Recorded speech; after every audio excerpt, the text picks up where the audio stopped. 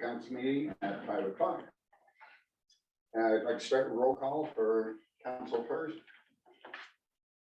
Who would start first? Patty Burbank, Council President. Kaylee Ferguson, Council Member 2.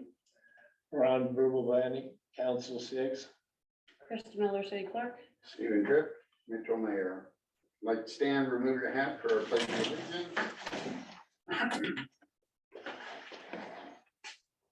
I pledge allegiance to the flag of the United States of America and to the republic for which it stands, one nation, under God, indivisible, with liberty and justice for all.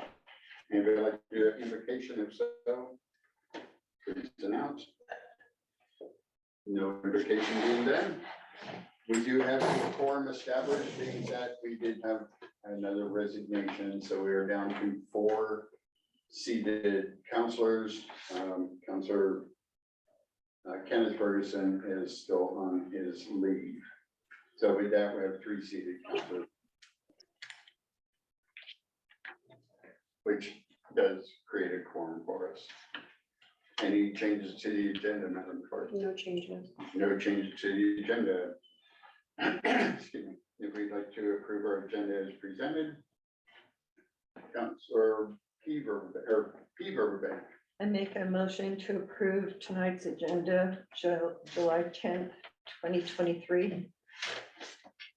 Councilor R. Burbank. I second that motion. Motion made by Councilor P. Burbank, seconded by Councilor R. Burbank to approve our agenda. Open for discussion. Not hearing any discussion. Councilor P. Burbank, how do you vote? Aye. Councilor Ferguson. Aye. Councilor R.